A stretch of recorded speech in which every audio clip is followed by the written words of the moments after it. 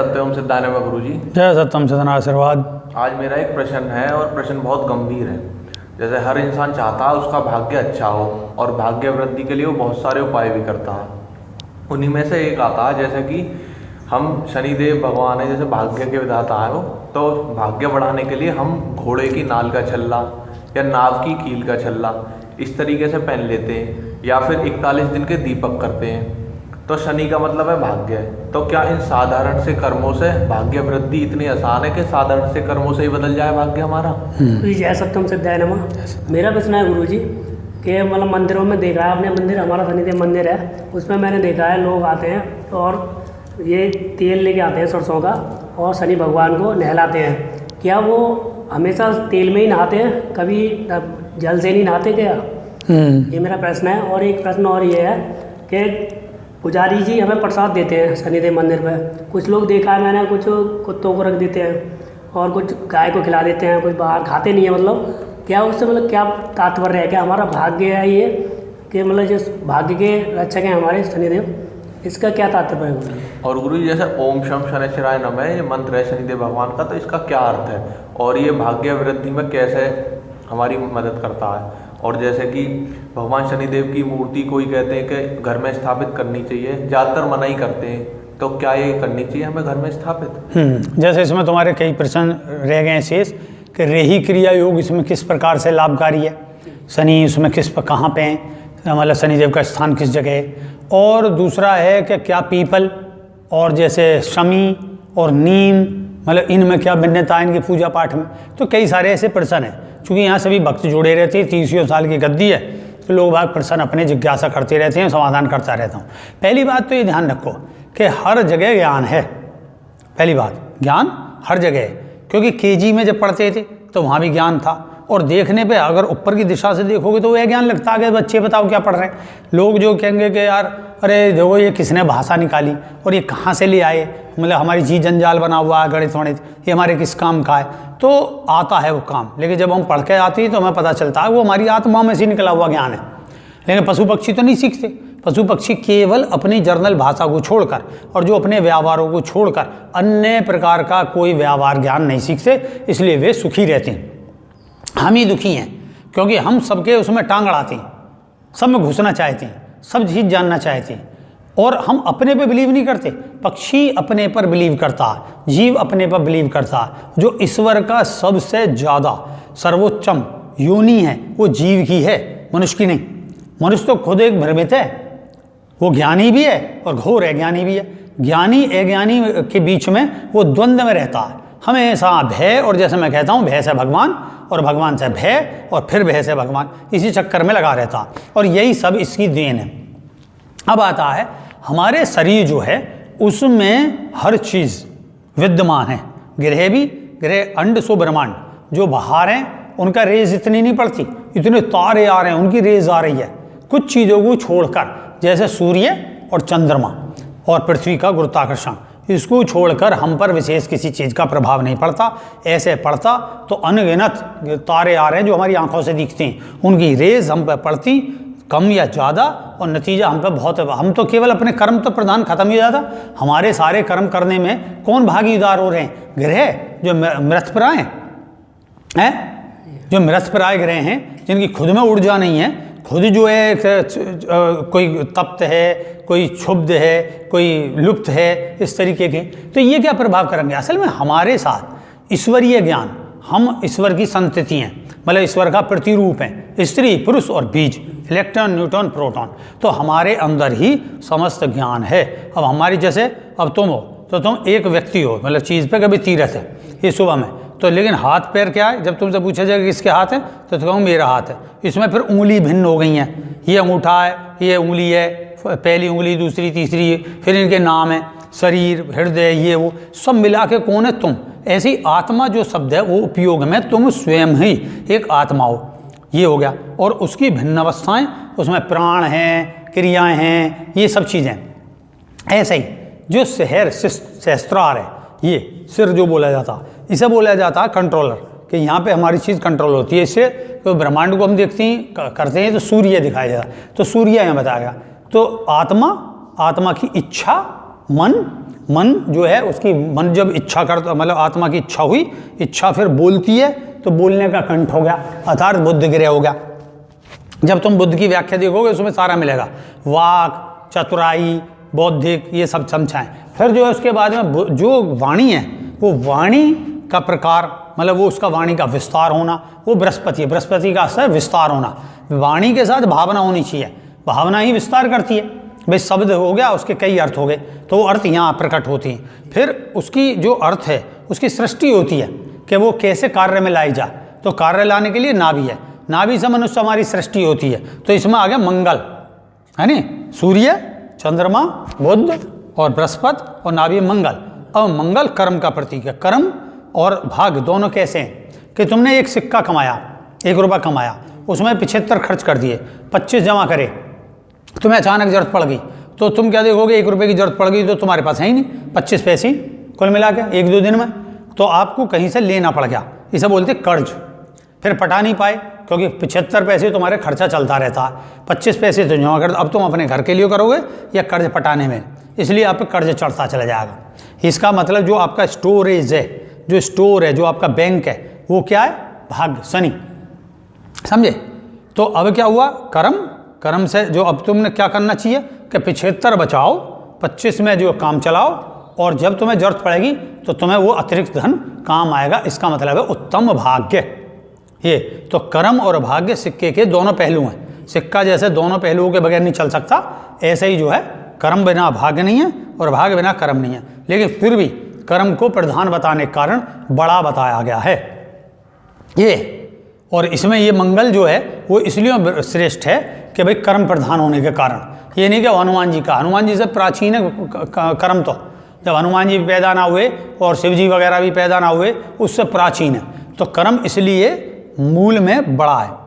तो पहले मंगल और इनकी, मतलब इन चीज़ों की आराधना थी, शरीर की, अपने अंदर ध्यान करते थे लोग, अपनी आत्मा की परावस्था, परमात्मा का ध्यान।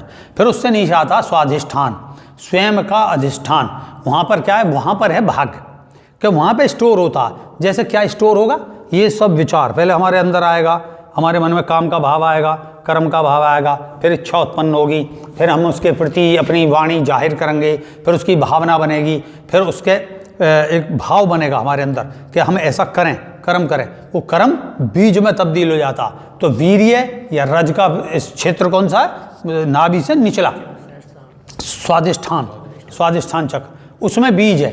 तो बीज कहाँ इकट्ठा है, जब हम उपयोग में करना चाहेंगे संतति सुख एंजॉय के लिए, तो बीज प्रसव होता, आगे रिसाव होता है उसका। फिर वो कहाँ जाता है, मूलाधार में।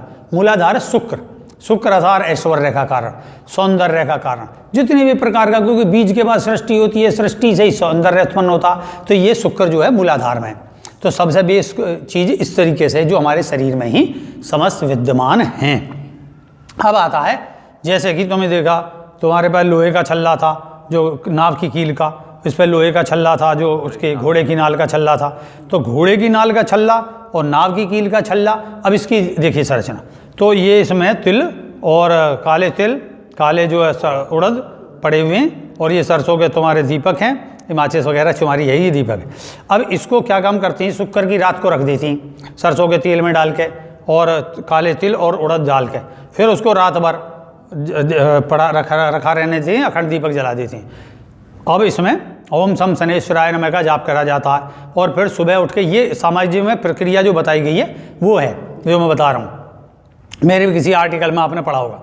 तो उसमें क्या है कि वो इस तरीके से चीज़ करी, फिर सुबह उठे, स्नान नहाए धोए, इसमें इसकी दृष्टिपात करते हुए, इसको देखते हुए ओम सम शनेश्वराय नमः या ओम प्राम प्रीम प्रोम से शनेश्वराय नमः, इस मंत्र का जाप करा, और फिर इसमें से अपना छल्ला निकाल के पहना, दूध गंगा जल से धो के, और ये तेल और ये सब मिला के दीपक में डाल के, और इसको पीपल पे या नीम पे या शमी के वृक्ष के नीचे या शनिदेव के मंदिर में जाके जलाए, प्रणाम कर आए, अपनी मनोकामना कही आए, चले। अब यहाँ देखो ये कैसे काम करेगा। इन छल्लों में क्या होता है, एक तो ये वर्क कैसे करेगा, इसमें एनर्जी बनेगी कैसे। तो एनर्जी बनाने वाला कौन है, इस पर ध्यान नहीं दे रहे। नेगेटिव कौन है, पॉजिटिव कौन है, वो हो तुम स्वयं हैं। मनोकामना किस है, तुम्हें। लोहा क्या करेगा, ये तिल और ये तेल क्या करेगा, इसमें ये किस प्रकार सहायक बनेंगे एनर्जी को डेवलप करने के लिए। रख दो इसे नीचे रख। तो इसे चीज़ को कैसे करोगे, बहुत से छल्ले कंबाइंड होते हैं, मतलब मिक्सअप होते हैं, वेल्ड होते हैं बने हुए, कुछ छल्लों में गैप होता है, जैसे ये छल्ला है, इस तरीके का छल्ला रहेगा। तो उनका मानना क्या है कि यहाँ पे से नेगेटिव और पॉजिटिव एनर्जी रहती है, वो यहाँ पे सर्किल जब ये आधा रहेगा तो इसके बीच में वो बनाएगी विद्युत। लेकिन भाई जनरेट कहाँ से हो रही है, जनरेट लोहा तो नहीं कर रहा, ये शनि का छल्ला तो नहीं कर रहा, अब गाले नहीं कर रहा, तो फिर ये जनरेट कैसे होगी। अब ये शनि की उंगली है भाग्य, ये इसको बताया गया शनि की उंगली है नहीं, ये पृथ्वी तत्व है, ये वायु तत्व है, ये तुम्हारा आकाश तत्व है, ये सूर्य तत्व है, जल मतलब अग्नि तत्व है, और ये जल तत्व है। तो इसमें ये इस तरीके से भिन्नता भी होती है थोड़ी बहुत, लेकिन शनि का ये आकाश तत्व, आकाश तत्व नीला होने के कारण, विस्तृत होने के कारण भाग अनंत है, कर्म भी अनंत है, कर्म एग्रेसिव होने के कारण लाल है, लाल दिखाया गया अग्नि तत्व को देखा, और ये नील वर्ण दिखाया गया कि आकाश मतलब अनंत है, भाग तुम जब से जन्मे हो जब तक मरोगे खर्च करते रहोगे, भाग आपके साथ जुड़ा रहेगा। इसलिए नीलवर्ण शनिदेव प्रतीकात्मक दिखाए जाते हैं, उनके 8 हाथ दिखाए जाते हैं, 4 दूनी 8, क्योंकि अष्टसिद्धि अष्ट सिद्धियों के रूप में दिखाए जाते हैं उनके, नवनिधियाँ हैं तो, लेकिन अष्टसिद्धियों के रूप में दिखाए जाते हैं। तो अष्टसिद्धियाँ कौन सी है, काम क्रोध लोभ मद ईर्ष्या द्वेष, इनको ही रख के अहंकार, और ये हम में कच्चे भाव से रहता है तो ये हानि देता, यही हमारे अंदर है सारा, काम क्रोध लोभ मद ईर्ष्या द्वेष सारी चीज़। शांति उसका विपरीत क्या है, जब शुद्ध होता है दया शांति क्षमा भाव, ये सब लेके दाता भावना, ये विषय है। तो अब क्या है कि इसमें जब धारण करोगे, ये उनका ज्योतिषियों का उनका कहना है कि तो आपके अंदर से जो वाइब्रेशन निकलेगी, तो लेकिन यहाँ पूछोगे नेगेटिव तो ये है, पॉजिटिव दोनों हाथ में छल्ला पहने फिर क्या है, वो सर्किल यहाँ भी बनाएगा, सर्किल यहाँ बना, इसमें कैसे बनाएगा सर्किल। तो उनका मानना ये है कि नहीं दो सभी जगह नेगेटिव ऊर्जा फैलती है, तो वो जब इसमें गुजरेगी तो इस गुजरते में एक बैंड लग जाए, बंद लगने पे ऐसा हो जाता है जैसे ट्यूब में देखोगे छल्ले बने रहते हैं, उसमें जब इलेक्ट्रिक प्रवाह होता उसी की वजह से रोशनी थोड़ी तेज़ बनती है। तो जो हमारे में शनि से संबंधित जो हमारी नेगेटिव पॉजिटिव एनर्जी जा रही है, तो वो छल्ले में करेगी, और छल्ले के दोनों साइड में वो अवरोध होने के कारण पहले वहाँ टर्न लेगी, लेकिन उसका टर्न टूट जाएगा क्योंकि बीच में गैप नहीं है। उनका मानना गैप है, अगर गैप नहीं है मतलब जुड़ा हुआ है तो छल्ले से, अरे वो फिर क्या करेगी, वो तो रुक के चली जाएगी आगे, उससे कोई फर्क नहीं पड़ने का। रुका हुआ है तो उसमें इलेक्ट्रिक पैदा होगी, शॉक्ड के रूप में आपको लगातार ऊर्जा देती रहेगी, इससे आपका भाग बदलेगा, ये उनका मान्यता है। लेकिन ऐसा कोई भाग नहीं बदलता, फिर तो कर्म करने की कोई जरूरत ही ना है, सीधी सी बात है। हमें योग तप करने की जरूरत नहीं है, बुद्ध जंगल ना जाता, महावीर जंगल नहीं जाते, ईसा मसीह जंगल, किसी को जरूरत नहीं है, छल्ला पहन लेते, लोहा गले में डाल लेते, लोहे के बख्तरी पहने रहते, लड़ने की जरूरत ही नहीं उन्हें भाई, अपना युद्ध में तलवारबाजी क्या करने की जरूरत, नेगेटिव पॉजिटिव ऐसा होता उनका आपस में, तो बड़े हास्य की सी बात है। और लेकिन ये 5वीं तक की है, बाद में ज्ञान मैं यूँ दे रहा हूँ कि अगर तुम्हें PhD में जाना है और भाई वाकई में अपनी आत्ममुक्ति आत्मशोधन करना है, तो फिर सही मायने के रही क्रियायोग की विधि को जाना। अब क्या आता है, उसे जला दिया, जला के शनिदेव के यहाँ रखी आई है, और अपनी प्रेयर करी आई। भाई बैंक से तुमने उधार लिया, और बैंक से तुम जाके कहोगे महाराज मुझे तो माफ़ कर दो, मुझ पर कर्जा नहीं पटाया जा रहा, वो माफ़ कर देगा हैं? वो कहेगा तुम्हारी संपत्ति जितनी है जब्त कर लेंगे। अब नेगेटिव भाग कैसे कि तुमने जो जमा करा, लोहा जमा करा, बुरे कर्म जमा करे, वो आके 7.5 साल का जो बॉन्ड है जो तुमने जमा करा, वो आपको प्रदान कर देगा, ये रहा भैया तुम्हारा, अब इसे तुम झेलो, और टैक्स और काट लेगा तुम्हारा जमा करने का। इसे कहते हैं नेगेटिव 7.5 आनी, ढैया आनी। आपने 2.5 साल का बॉन्ड भरा है, आपने 2.5 साल का मतलब उसे वो क्या बोलते हैं जमा करा है कि भाई इस तरीके का हम जो है अपना रिन्यूअल करा लेंगे 2.5 साल बाद। जब कुछ कर्म करोगे नहीं, वो अपना जो है तुम्हें उल्टा रिन्यूअल करते हुए आपके ऊपर लाख देगा, 19 साल की महादशा चल जाएगी। फिर आप कहोगे जी मेरा तो भाग बड़ा नेगेटिव है, कैसे करें गुरुदेव। अब आता है, आप पढ़ते हो ओम सम शनैश्वराय नमः, इसका अर्थ क्या है? ओम तो ब्रह्मांड में एक नाद गूंज रही है। मैंने तो बताया वो स्त्री तत्व है, ए ऊ में, ओ ई में और ओ में, 3 तरीके से उसका उच्चारण है। ए ऊ में स्त्री, हाँ स्त्री पुरुष और बीज, और ओ ई में, तो इसमें ई और ऊ ये जो हैं सुषुम्ना है, ये एनर्जी है। इसको जाने होगे नहीं तो ये सब व्यर्थ हैं, गाल बजाने की तरह है कि आग आग कहने से आग नहीं लगती और भांग भांग कहने से भांग का नशा नहीं होता, सीधी सी बात है। तो आपको ओम शम, शम क्या है? शॉर्ट फॉर्म है शनि देव की। शनि माने का, शनि का मतलब है शनि, शनि का मतलब है धीरे चलने वाला, चराए चलने वाला, धीरे चलने वाला। अर्थात भाग्य जो है एक साथ तो आएगा नहीं। कब आएगा? जब तुमने उतना बड़ा कर्म करा हो। अब ये नहीं कर्म की परिभाषा लेके हनुमान जी के पीछे पड़ जाओ।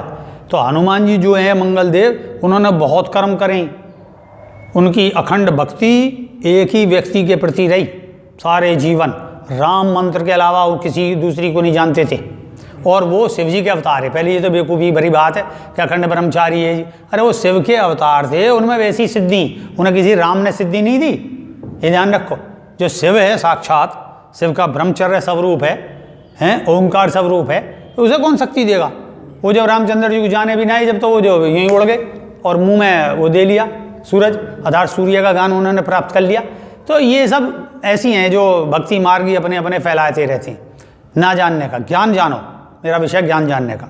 तो ये नहीं कि उनकी पूजा में लग गए, हनुमान जी बड़े हैं, शनिदेव को ऐसा पीटा वगैरह, ये सब पीटना वीटना कहीं नहीं होता, कोई किसी को ना पीटेगा।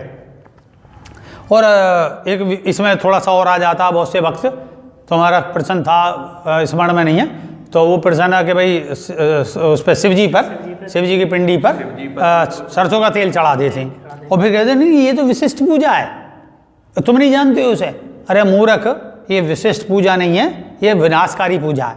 उससे पूछे सरसों का तेल तू शिव जी की पिंडी पर चढ़ा रहा, एक पंडित चढ़ाया करा, बाद में जो एक्सीडेंट में मारा गया है, मना करी उससे, लेकिन नहीं मानते, क्योंकि जो जिसका है उसी को साजे और करे तो डंडा बाजे। शनिदेव का ये विषय बनाया गया तो ये उन्हीं के लिए है। शिव जी तो भाई जो चढ़ा दोगे भांग धतूरा ये वो सबसे प्रसन्न है। एक भाव सब वो मैं पीछे बता चुका कि शिव कौन हो सकता है नहीं, उसके लिए क्या तेल और क्या घी और क्या जो है जल, वो सबको खा के और अपना डंडा लगाएगा और अपना आनंद से बल बढ़ा के कर्म करेगा। शिव कौन है? तुम साक्षात शव प्लस ईव, तुम शिव अर्थात शव जो ऊर्जा से युक्त हो, जो अपनी एनर्जी जगाए, वो उसको क्या है, उसके भाग्य वशीभूत होता है। ये ध्यान रखो, जब तुम अपने को जान जाओगे तुम्हारे कर्म भी वशीभूत होगा, तुम्हारी वाणी भी वशीभूत होगी, अर्थात बुद्धि भी वशीभूत होगा, इच्छाएं भी तुम्हारी वशीभूत होगी। जैसे शिव के रूप में इच्छाएं, उनका शेर इच्छाओं को अधिकार करके बैठी, वो इस तरीके वाणी अर्थात उनके न वरदान और न शाप, वो सामने वाले के अनुसार देते हैं लेकिन कंठ में धारण करते हैं, इसलिए नीलकंठ कहा गया कि सारा गले में ही धारण करता। वाणी यही सारे दोष की जड़, क्या बुरी बोल दी तो बुरा प्रभाव पड़ा, अच्छा बोल दिया अच्छा प्रभाव पड़ा, तो इसलिए उनके नीलकंठ दिखाया गया। ये सब विषय है इसमें। त्रिपुंड है, तमगुण रजगुण सतगुण, इन क्रियाओं को जानना, प्रज्ञा ज्ञान चल रहा। तो अब ऐसी सभी देवों की है। तो अब क्या आता है, इसलिए शनिदेव जो शिव जी का शिष्य होने के कारण, शिव जी के अनुयायी होने के कारण, अर्थात तुम्हारा अनुयायी तुम्हारा भाग्य है, तुम्हारा अनुयायी तुम्हारा कर्म है, इसलिए कर्म और भाग्य तुम्हारे दोनों। इसलिए हनुमान जी भी उनके अंश बताए गए शिव जी के, और सूर्य चूंकि आत्मा का है तो आत्मा का भाग्य ही उसका पुत्र है, ये अर्थ है, समझे। तो ये तो हो गया विषय, इसलिए उन पर चढ़ाने बढ़ाने से कुछ नहीं होता। अपने कर्म सुधारो, सत्य बोलो, अहिंसा रखो, अस्ते अपरिग्रह ब्रह्मचर्य, ये सब विषय हैं। तो ये हो गया।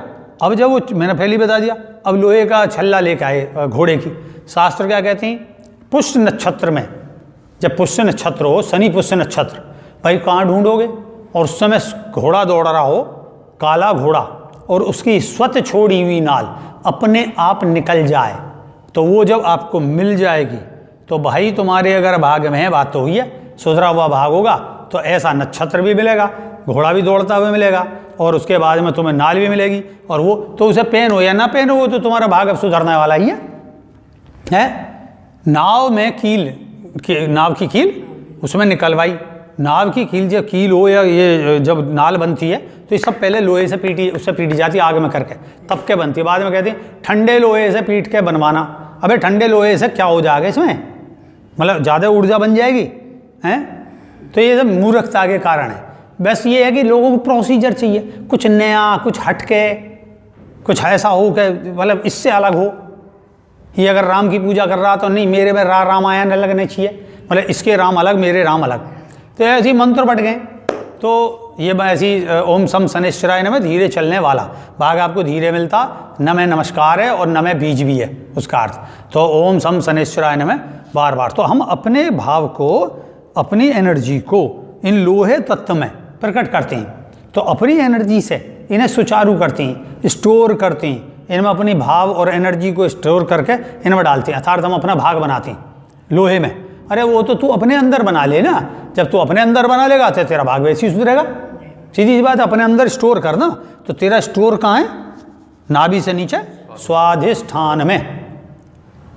रावण ने इसलिए सारे तीनों चक्र कब्जे में कर लिए, मूलाधार, स्वाधिष्ठान और नाभि। तभी उसमें अहंकार था, उन्हें 9 के 9 गिरे, 10वां तो वो खुदा 9, इसलिए 10 मुँह थे उसके, 9 गिरे इसलिए थे उसके सारे, कि भाई 9 जो मुँह थे, 9 जो उसका ज्ञान था 4 वेदों का और 10 विद्याओं का, विद्या में सभी आती है, उसे ज्ञान था। इसलिए बोले ज्ञान होने के बाद अहंकार हुआ, उसमें राक्षसी स्वभाव भी था, ब्राह्मण स्वभाव भी था।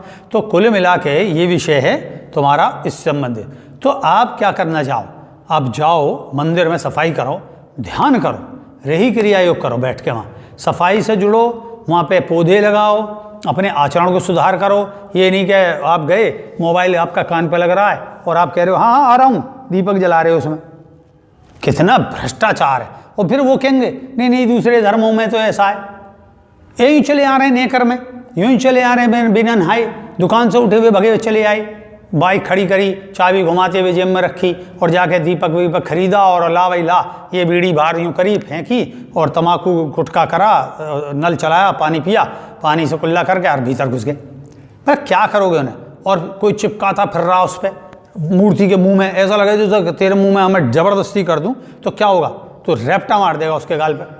तो ऐसे देवताओं के साथ ज़बरदस्ती करती हैं औरतें, बतासे छोड़ जाती हैं, बतासे फेंक दें, उन्हें कितनी मने करो नहीं है। वो क्या कहती हैं? अरे पूजा भी नहीं करने देते हम तो ठीक से, ये पंडित जी कहाँ से आके बैठ गए, पूजा नहीं करने देते। तो भाई ये नहीं है, इससे कोई शनिदेव पर। और जो आप प्रसाद लाए हो, आप भाव से बना के लाए हो कि ये शनिदेव का प्रसाद है और हम शनिदेव को प्रसन्न करना चाहते हैं। प्रसन्न आत्मा जब उसका जो वाहक है वहाँ पे पंडित, वो आपको प्रसाद दे रहा, प्रसाद दे के तुम्हें दिया कि ये तुम्हारा भाग है, लक है, ये तुम्हारा लक है, इसको अपने घर ले जाना, सब खाना। तो तुमने क्या काम करा? उस लक को कुत्ते को दे दिया, गाय को दे दिया, इधर रख दिया, अपने घर ले गए। फिर कह रहे हैं 7.5 का भी गुरुदेव उपाय कर लिया, हमें कोई लाभ ना हुआ, हमने ये अंगूठी भी पहन ली, कोई लाभ ना हुआ। खूब ओम सम शनैश्चराय ने, ओम प्राम प्रीम प्रोम से शनैश्चराय ने जपते, कोई लाभ नहीं होता। अजी सब बकवास है। तो बकवास तो है ही है, ज्ञान को तरीके से करोगे तो ही तो मिलेगा उसका है। तो इसलिए ज्ञान को सही से, प्रसाद खुद खाओ, इधर उधर मत फेंको अपने लक को। गुरुजी यहाँ पे मेरा एक और सवाल है, जैसे आपने उसका जवाब नहीं दिया कि क्या हमको भगवान शनिदेव की मूर्ति घर में स्थापित करनी चाहिए? और जैसे कुछ लोग उस पर तेल चढ़ा देते हैं, तो क्या भगवान शनिदेव पूरे दिन तेल में ही नहाते रहेंगे? उन्हें पानी से नहीं, उसके बाद पानी से भी तो नहलाना है। हाँ, उसमें तुम्हारा सही सवाल सही है। अब इसे किस तरीके से लिया जाए?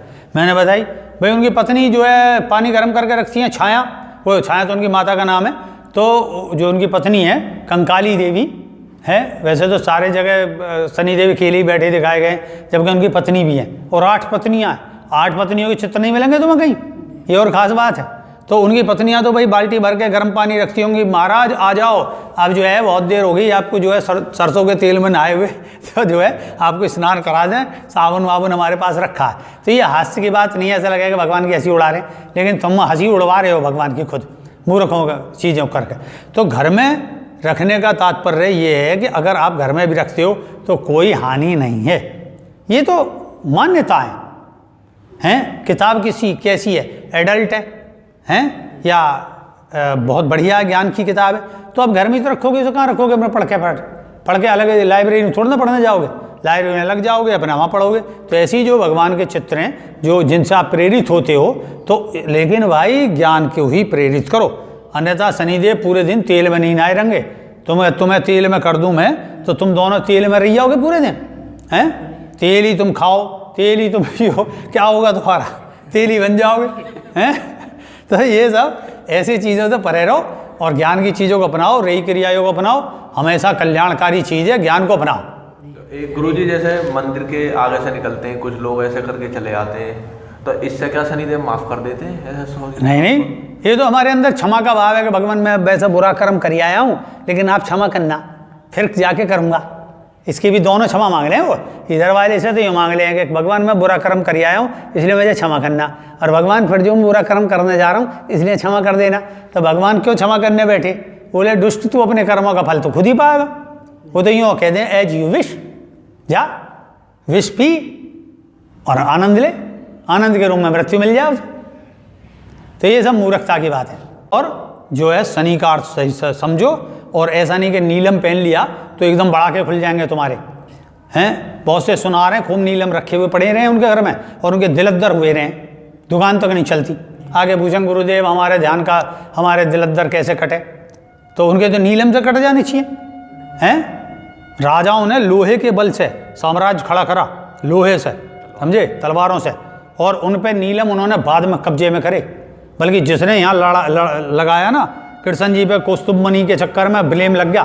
तो ये सब देखो, तो ये सब विषय हैं जो आपको मूर्खता के विषय हैं। तो पहली क्लास से ऊपर आओ, और आपको पहली क्लास है 5वीं क्लास तक ही पढ़ना है तो भैया लगे रहो, है नहीं कि शमी का वृक्ष है इस पर हम पूजा पाठ करने से ऐसा करेंगे। तो पूजा पाठ करो, शमी के वृक्ष से कुछ नहीं है।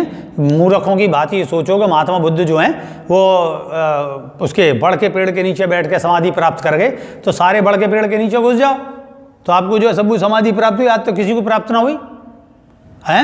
उन्होंने घनघोर तपस्या करी, 8 साल घनघोर तपस्या, रात दिन, तब उन्हें अपना आत्मिक बोध हुआ।